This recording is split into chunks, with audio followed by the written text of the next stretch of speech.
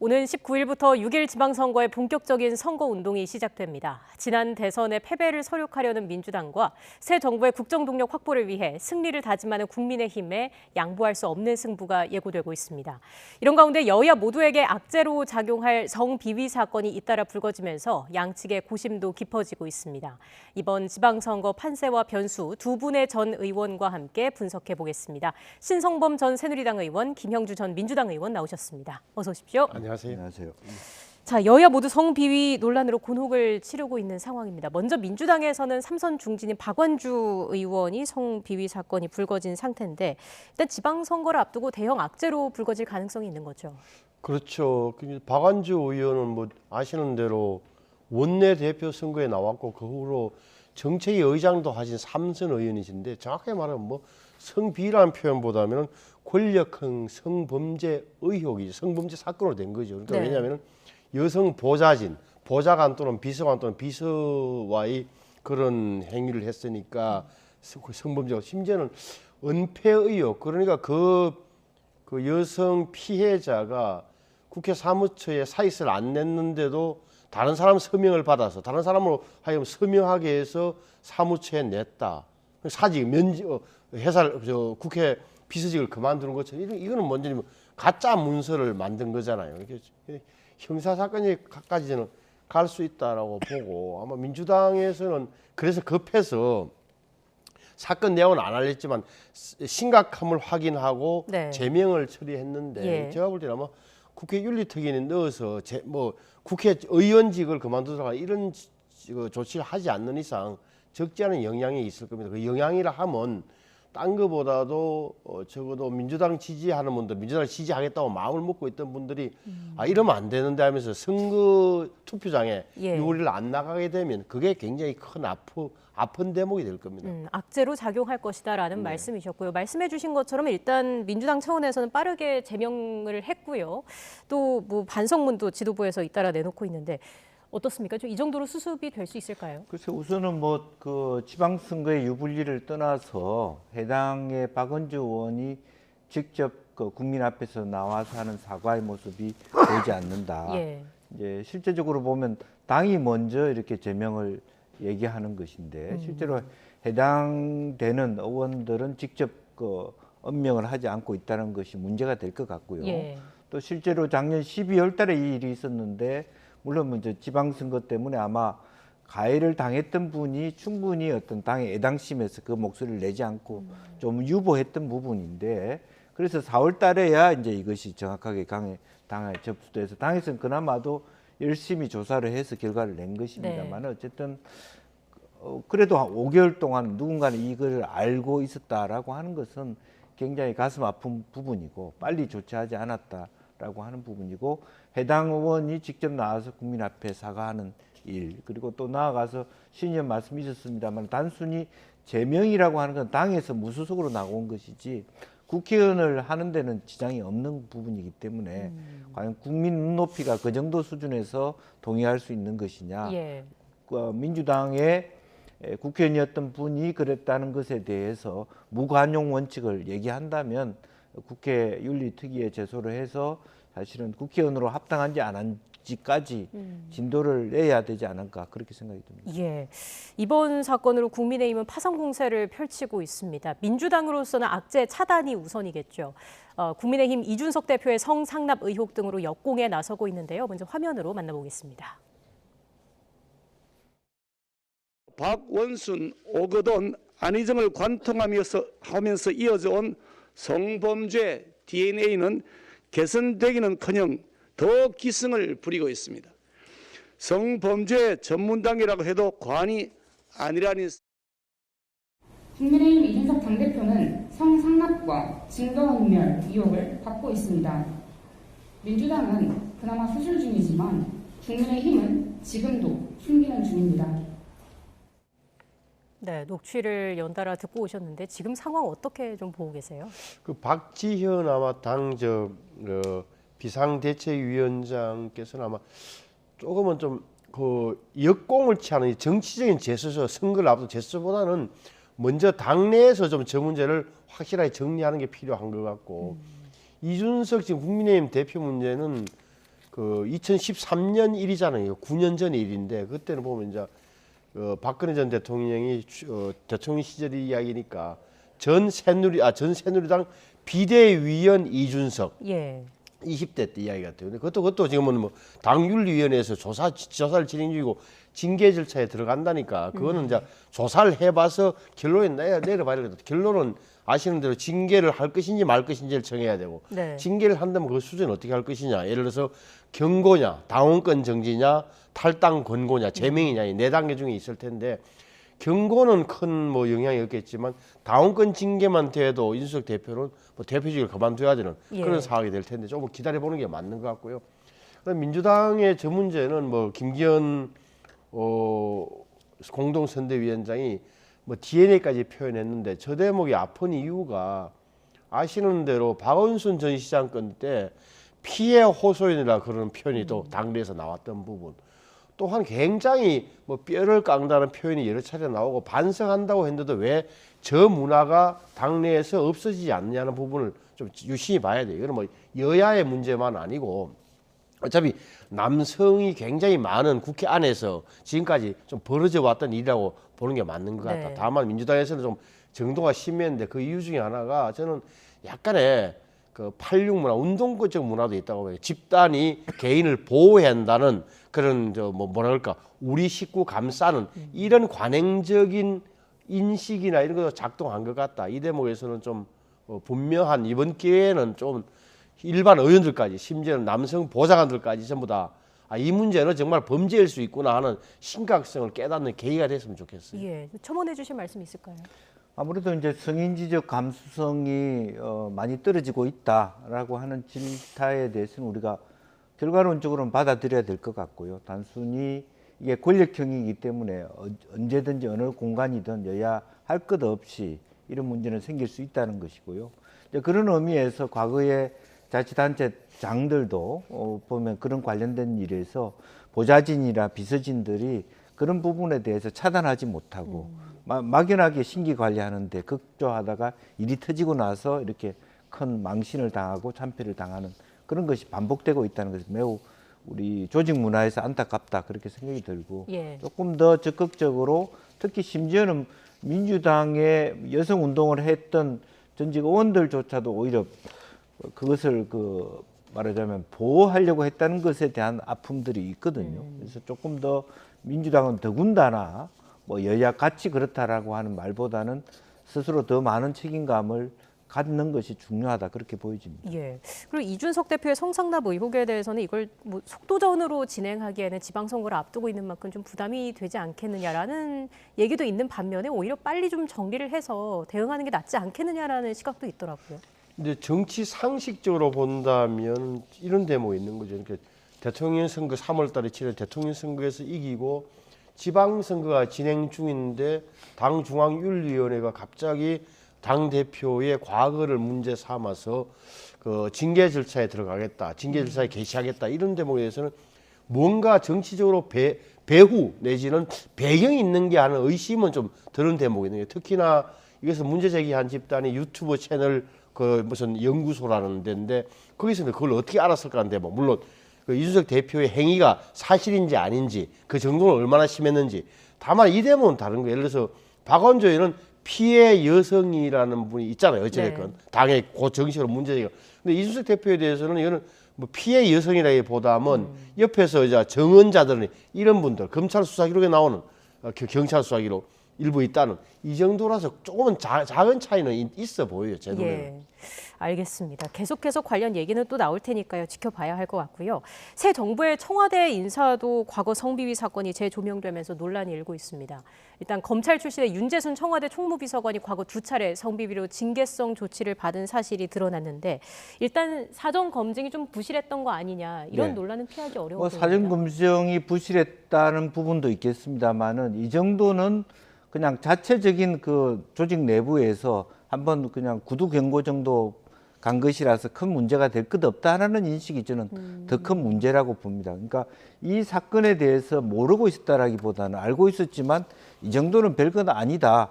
그러니까 쉽게 얘기하면 능력 위주의 인사라고 라고 하는 측면에서 예. 이런 정도 부분은 공식적인 징계가 아니었기 때문에 넘어갈 수 있다라고 하는 당선자, 대통령과 대통령 측근의 인식이 더 큰 문제일 수 있다. 저는 그렇게 생각을 하고 있습니다. 어떻게 보십니까? 보시면 아시겠지만 이게 이제 약간의 시차도 있잖아요. 예. 나오시면 1996년 그러니까 26년 전이잖아요. 검찰 주사보 시절이라고 알고 있어요. 검찰 주사도 되기 전에 주사보 시절에 있었던 뭐 은행이었던 것 같고 또 하나는 6년 후 그러니까 지금부터 10년 전에 2012년 건데 이거는 기관 경고를 받았다. 그러니까 다시 말하면 징계위원회가 정식으로 징계위원회가 구성돼서 뭐 견책이라든지 감봉, 뭐 해임 이런 정식 징계가 아니라 기관장 경고를 받았다니까 그 당시에 수준에서는 조심해 앞으로 당신이 뭐 이런 식으로 하면 안 되라고 넘어갔던 거 아닌가. 그래서 예. 김 의원님 말씀하신 대로 이 사실도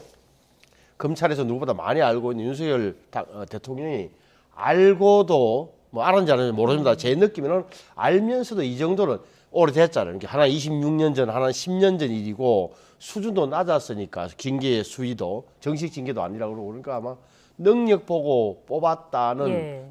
어떻게 보면 좀 뭐랄까 설명을 하고 있다. 다만 이게 어떻게 비칠지 모르겠지만 야당 입장에서는 청와대에 왜 그렇게 검찰 출신이 많으냐 이런 부분에 대한 공격 소재로 삼기에는 충분하다고 저는 봐요. 그또 인사를 강행할 경우에 내로남불 아니냐 이런 비판도 있을 수 아무래도 있을 것 있는 같아요. 거죠. 그러니까 적어도 그렇게 뭐라 그럴까 이렇게 좀 단호한 조치를 왜 못 취하느냐. 그 밑에는 제가 그동안 말씀드린 민주당 입장에서는 검찰 출신들이 인사기획비서관이라든지 그 검사가 또 인사비서관 또 이거 말하는 이제 윤재순 총무부시장 이런 분들이 부속실장 이렇게 많으니까 예. 검찰공화국 되는 것 아니냐는 어떤 프레임을 공격하기에도 좋은 소재라고 보고 그래서 문제 제기를 한다는 측면도 분명히 있어 보여요. 네.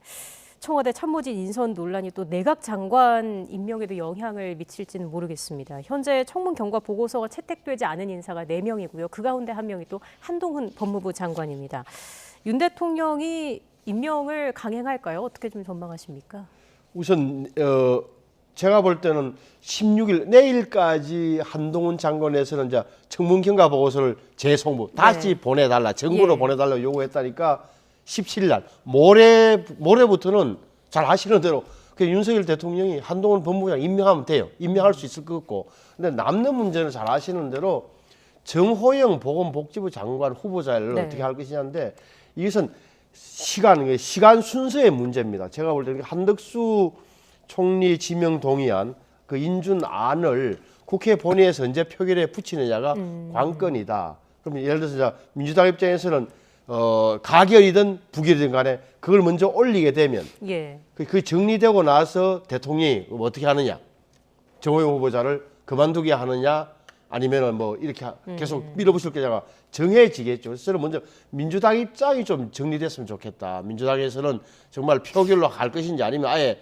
정치적 협상을 하고 지금처럼 내밀하게 정호영 후보자를 자진 사퇴시키지 않으면 한덕수 총리 지명자를 부결시키다 이렇게 할 것이냐 민주당 입장을 좀 먼저 정하는 게 중요하다고 저는 봐요. 그러게요. 정호영 후보자의 거취 그리고 한덕수 총리 후보자의 인준 이야기까지 해주셨는데 어떻게 전망하세요? 글쎄요, 뭐 민주당 입장을 정하는 것도 중요하지만 대통령께서 최소한 한덕수 총리 인준과 관련해서는 정호영 후보자에 대한 스스로에 대한 뭐 자진 사퇴 형태로 하든 대통령실에서 그렇게 부적합하다고 느끼든 그런 정도의 국민 눈높이, 국민 여론을 돌이켜 보더라도 한동훈 후보자에 비해서는 정호영 후보자에 대한 국민 전체가 이건 부적합하다라는 여론이 높은 게 객관적 현실이 아닙니까? 이제 그렇다면 최소한 그 정도의 어떤 그 부분이 있어야 된다. 그리고 아마 대통령께서 내일 시정연설을 하면서 국회에 나오시고 원래는 내일 저녁쯤 여야 대표하고 회동을 통해서 이걸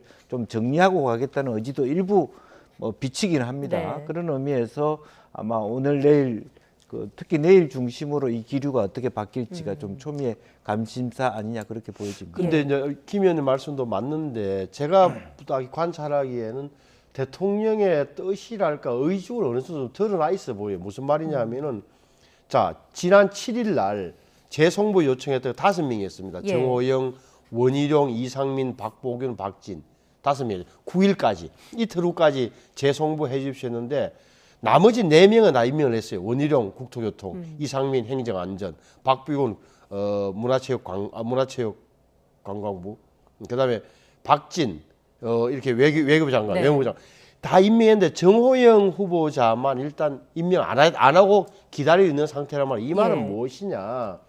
적어도 한덕수 총리 후보자 지명에 대해서 민주당에서 전향적으로 본회의에 빨리 올려서 처리한다면 정호영 후보자에 대해서는 제가 임명 여부에 대해서는 마지막으로 한 번 더 판단해 보고 있습니다라는 신호는 저는 예. 준 거라고 봐요.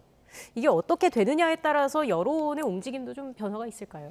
그렇습니다. 아무래도 이제 뭐 기본적으로는 뭐 지금 여론이라는 게 대통령에 대한 우호적인 여론이 다수이긴 합니다만 만에 하나 대통령께서 끝까지 정호영 후보자를 관철시켜 줄 경우에 말하자면 굉장히 반발하는 정말 그 상식과 원칙에 따라서 새로운 대통령은 더 잘하기를 기대했는데 결국에는 똑같더라 이런 여론들이 굉장히 많고 특히나 정호영 후보자는 아빠 찬스와 관련된 그런 부분들이 우리나라의 아킬레스건이 갖고 있는 여건이 있는 거거든요. 네. 사실은 그런 의미에서 이것은 아마 그런 차원에 보더라도 대통령께서 끝까지 정호영 후보를 데리고 가시기는 쉽지 않을 텐데 그럼에도 불구하고 일정한 계기와 내부적인 소통이 필요하다 그렇게 보여집니다. 예. 어쨌든 윤석열 정부로서는 총리 공백이 또 길어질수록 국정의 그 동력에 부담이 될 수밖에 없는데 만약에 인준이 부결로 결론이 지어진다면 국민의힘에서는 다음 카드로 뭐를 생각을 하고 있을까요? 그래서 지금은 아마 공개적으로 대통령이나 당에서 한덕수 총리 인준안이 부결될 경우에 자 플랜 B가 여기 있습니다. 비상대책은 여기 있습니다. 누구를 이렇게 아무도 공개적으로 이야기를 못하는 거죠. 예. 사실은 냉정히 보면 항상 참모진은 그런 준비를 하고 있어야 되는 거예요. 근데 저는 그런 흐름은 전혀 없는 걸로 보여지고 지금 보시면 아시겠지만 자 한 분의 총리 18명의 장관 후보자 가운데 14개 부서가 신임 장관이 임명됐어요. 아까 말씀드렸지만 4명이 남아 있어요. 네. 정호영, 한동훈, 김현숙 그리고 한 분은 김인철 교육부총리가 낙마했던 후임을 찾고 있는 거죠. 그러니까 예. 자 한동훈 17일 정도 내일 모레서 임명한다 치고 김현숙 여성가족부 장관 뭐 제가 볼 임명될 것 같고 김인철 후보자 후임은 새로 찾으면 되고 문제는 결국 정호영 후보자 남아 있는데 아까처럼 설명드린 대로 한덕수 총리 후보자 연계돼 있다. 그 부분은 뭐 분명한 것 같다는 말씀드리고 18개 부처 중에 14개 부처의 장관이 돼 있고 좀 더 차관은 다 임명돼서 일은 시작할 수 있지만 핵심인 총리 후보자 문제를 저렇게 시간도 벌써 임명된 지가 제가 볼 때는 아마 꽤 넘은 한 20일 가까이 된 거 아니에요? 이렇게 하면은 빨리 해주는 게 맞다. 적어도 나중에 판단은 한덕수 총리 후보자 일을 못한다, 잘한다. 뭐 이런 판단을 나중에 하더라도 적어도 국민들이 보기에는 새 정부가 이런 시작할 수 있도록 만들어줘야 된다라고 하는 게 야당에 대한 국민적 일반적인 요구가 아닐까 싶어요. 네, 알겠습니다. 이렇게 여야의 줄다리기가 이어지면서 내각의 온전한 출범도 밀리고 있는데요. 지방선거를 앞둔 시기라서 여론의 움직임이 또 그 어느 때보다 중요한 시점이 아닐까 싶습니다. 저희가 준비한 그래픽이 있는데요. 함께 보면서 좀 얘기를 나눠보겠습니다. 먼저 윤석열 대통령의 직무수행 평가 관련한 그래픽입니다. 긍정평가가 꽤 많이 올랐고요. 부정평가는 그만큼 줄었습니다. 이어서 정당 지지도도 함께 보겠습니다. 자, 보면 국민의힘이 45%까지 올랐고요. 더불어민주당이 10%포인트가 빠졌습니다. 지금 윤석열 대통령의 지지율이 상승하고 정당 지지도의 변화를 함께 보셨는데 어떻게 좀 분석을 하고 계십니까? 아무래도 이제 금수완박 그 의결 과정에서의 여러 가지 무질서 또 그런 부분들이 국민 일반들이 봤을 때는 좀 이해가 안 된다는 측면이 있었을 거고 청문회 국면에 있어서도 결과적으로 확실한 송곳 질문이 없었다. 특히 한동훈 청문회 같은 경우는 오히려 잇따른 실수를 통해서 창피를 당했다 해도 과언이 아닐 겁니다. 이제 그런 측면들이 그동안에 이제 그 민주당으로서는 악재가 있었다라고 보여지고 무엇보다도 대통령이 취임했다라고 하는 그 자체가 지니고 있는 어떤 그 국민의힘 같은 경우는 같이 이어져가는 컨벤션 효과를 없지 않아 있었을 거고 아마 최고적으로 높은 단계로 올라갔지만 그럼에도 불구하고 이런 차이에도 불구하고 여전히 국민 일반이 국민의힘과 민주당 모두에게 따뜻한 어떤 온정주의적인 어떤 입장을 갖고 있느냐, 그렇지는 못하다. 저는 그렇게 봐야 될 것 같습니다. 네, 알겠습니다. 이어서 지방선거 상황을 좀 살펴보겠습니다. 지난주에 후보 등록이 마무리됐고요. 이번 주에 본격적으로 선거 운동이 시작되는데요. 양당의 선거전이 벌써부터 시작된 분위기입니다. 화면으로 함께 만나보시죠. 정권 교체했는데 미완 절반밖에 못한 거죠. 국무총리 인준을 해주나 뭘 해주나 178석 갖고 밀어붙이는데 이번에 지방 권력을 찾아와야 진정으로 민주당이 반성하고 회개하고. 이명박 대통령이 노무현 대통령을 죽이려 했던 것처럼 윤석열 대통령이 이재명 후보를 죽이려 해서는 절대 안 됩니다, 여러분. 네, 일단 양당 모두 과반 이상 승리하겠다라는 계획을 세우고 있습니다. 두 분의 예측을 좀 듣고 싶은데요. 먼저 말씀해 주신다면요. 우선 저게 우리 흔히들 뭐 17개 광역 당체장만 보는데 사실은 4천 몇백 명의 자리가 채워지는 게 지방선거입니다. 서울 아시는 대로 뭐 시도지사만 있는 것도 아니고 구청장, 시장, 군수, 구의원, 도의원 다 있는 건데 심지어는 서울시만 하더라도 600명이 선출되는 그런 선거예요. 지금은 갑자기 치러지는 국회의원 선거고 7개 때문에 그저 2개 때문에 굉장히 전국적으로 정치 현안만 집중되고 있지만 지역에 가보면 네. 나름의 작은 전선들이 형성돼 가지고 판단을 한단 말이에요. 어찌됐건 근데 이긴냐 지냐 언론에서 평가하는 기준은 이제 17개가 될 텐데 예. 현재는 아시는 대로 아마 17개 중에서 14대 하면 3점 될 겁니다. 14대 3. 대구하고 제주 빼놓고는 아마 경북하고 빼놓고는 다 민주당인데 제가 볼 때는 10대 7이냐 예를 들어서 뭐 11대 6이냐 이 정도 되지 않을까 싶어요. 제 느낌으로는. 김준호 의원님은 어떻게 예측하세요? 글쎄요, 아무래도 이제 제일 이번에 뭐 대통령 취임 바로 이후에 직후에 치러지는 선거라서 좀 민주당이 불리하다고 볼 수 있고 제일 크게는 아마 부울경이 상당히 어려운 상태이기 때문에 예. 과거에 비해서 거기서 마이너스 3 정도 될 것 같고요. 이제 가장 뜨거운 데가 의외로 충청권이 될 것 같고요. 근데 인천과 경기도 같은 경우는 수승이 뭐 어려운 신승이라도 될 수 있지 않을까 그렇게 생각이 듭니다. 알겠습니다. 지금 주목받는 곳들 몇 군데만 좀 짚어볼게요. 먼저 서울시장 선거 얘기를 좀 해볼 텐데 오세훈 후보 그리고 송영길 후보가 맞붙습니다. 관련된 그래픽이 있는데 함께 띄워주시죠. 자, 오세훈 후보가 49.2%, 송영길 후보가 38.3%로 격차가 좀 나는 모습입니다. 남은 기간 동안 격차를 좀 좁혀 나갈 수 있을까요? 변수가 있다면 뭐가 있을까요?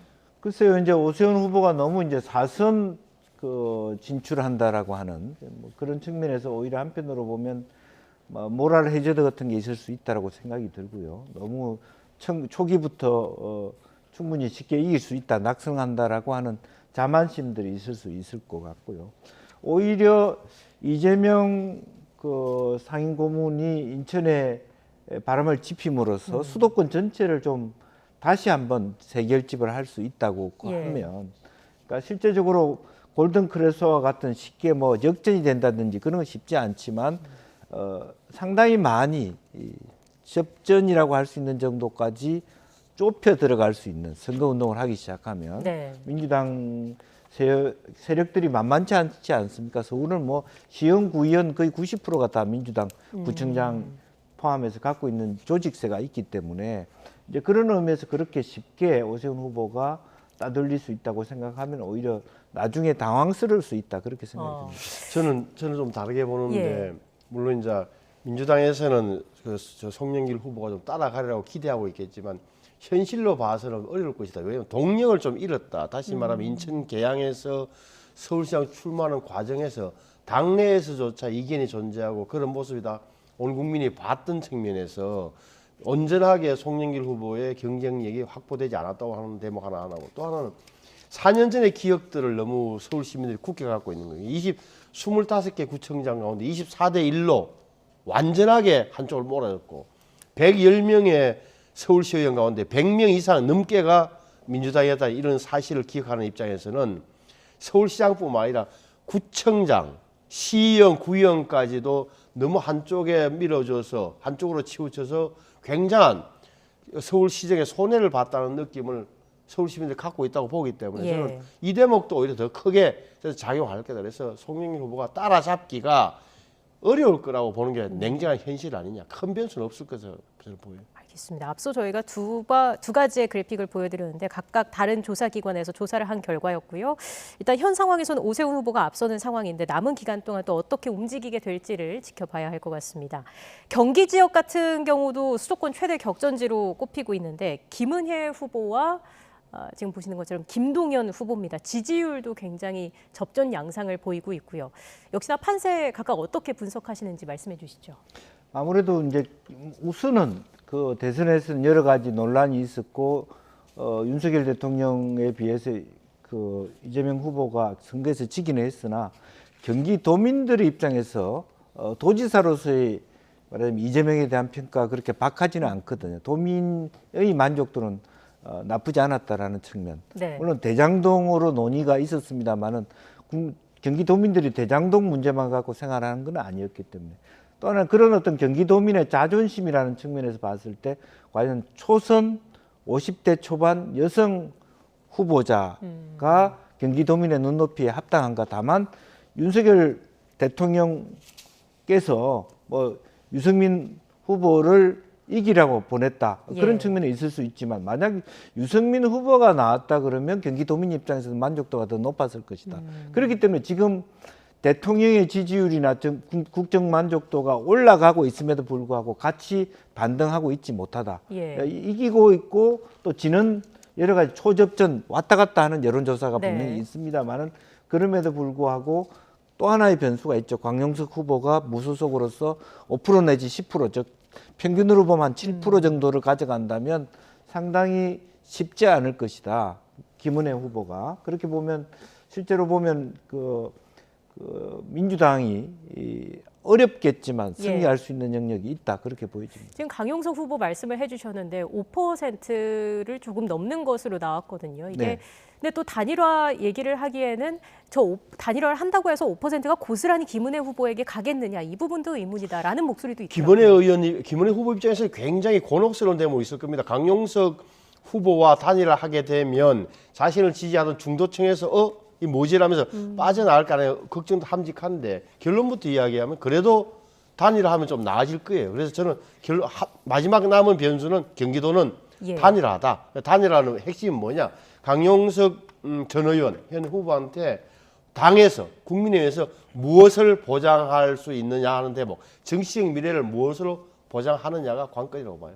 알겠습니다. 여기까지 이야기 듣겠습니다. 신성범 전 새누리당 의원, 김형주 전 민주당 의원과 함께했습니다. 잘 들었습니다.